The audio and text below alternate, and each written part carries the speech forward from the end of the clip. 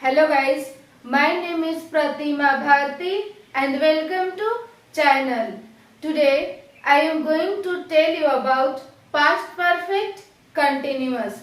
दोस्तों, आज मैं आपको बताने जा रही हूँ past perfect continuous. Past perfect continuous क्या होता है गाइज?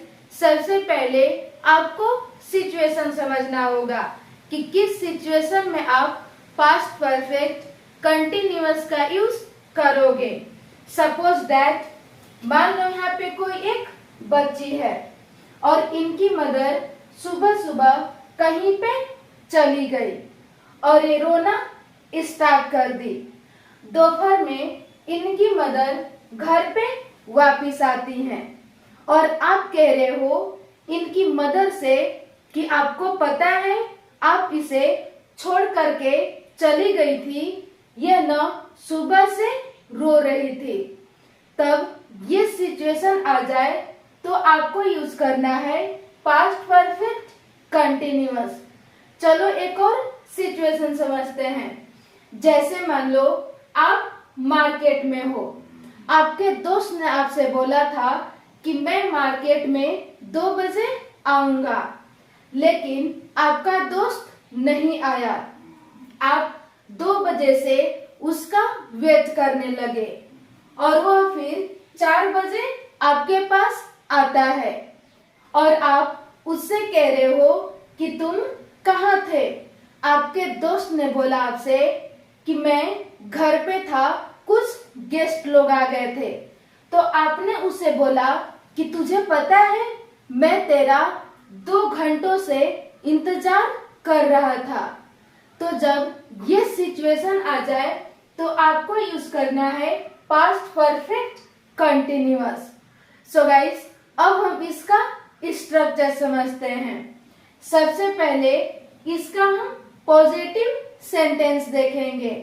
इसका स्ट्रक्चर है subject plus had been plus verb की fourth form plus object plus since या फॉर प्लस टाइम। स्ट्रक्चर के अनुसार सबसे पहले आपको यूज करना है सब्जेक्ट, फिर इसके बाद हैड बीन और सब्जेक्ट के साथ आपको यूज करना है हैड बीन, चाहे वह सिंगुलर सब्जेक्ट हो या प्लूरल सब्जेक्ट हो। फिर इसके बाद आपको पुट करना है वर्ब की fourth form plus object plus since या फॉर, दोनों में से किसी एक को पुट करना है। तो अब बात आती है कि किसके साथ आप सिंस का यूज करोगे और किसके साथ आप फॉर का यूज करोगे। तो जहाँ पे नेम आ जाए, जैसे सुबह से, दोपहर से, जनवरी से, तो वहाँ पे आपको यूज करना है सिंस। और यदि जहाँ पे नंबर हो, जैसे 2 घंटा, 3 घंटा, 4 घंटा, 2 वीक, 3 वीक, वहाँ पे आपको फॉर का यूज करना है प्लस टाइम। फॉर एग्जाम्पल, मैं तुम्हारा 2 घंटे से इंतजार कर रहा था। तो सबसे पहले आपको स्ट्रक्चर के अनुसार क्या यूज करना है? सबसे पहले यूज करना है सब्जेक्ट और सब्जेक्ट क्या है? आई। फिर इसके बाद आपको पुट करना है हैड बीन। फिर इसके बाद वर्ब की फोर्थ फॉर्म और वर्ब है इंतजार करना यानी वेट। तो वेट का फोर्थ फॉर्म वेटिंग। फिर इसके बाद ऑब्जेक्ट, वेटिंग फॉर, किसका इंतजार? तुम्हारा, वेटिंग फॉर यू। फिर इसके बाद पुट करना है आपको सिंस या फॉर। तो 2 घंटों से है तो यहाँ पे आप क्या यूज करोगे? यानी यह है नंबर और नंबर के साथ फॉर। फिर इसके बाद टाइम यानी 2 घंटों से, फॉर 2 आवर्स। मैं तुम्हारा 2 घंटे से इंतजार कर रहा था। I had been waiting for you for 2 hours. So guys, अब हम इसका नेगेटिव स्ट्रक्चर समझते हैं. इसका स्ट्रक्चर है subject plus had not been plus verb की fourth form plus object plus since या for plus time. For example, मैं तुम्हारा 2 घंटे से इंतजार नहीं कर रहा था. तो सबसे पहले यूज करना है सब्जेक्ट यानी आई. फिर इसके बाद हैड नॉट बीन. फिर इसके बाद वर्ब की फोर्थ फॉर्म यानी वेटिंग फॉर यू. कब से? 2 घंटों से यानी फॉर 2 hours.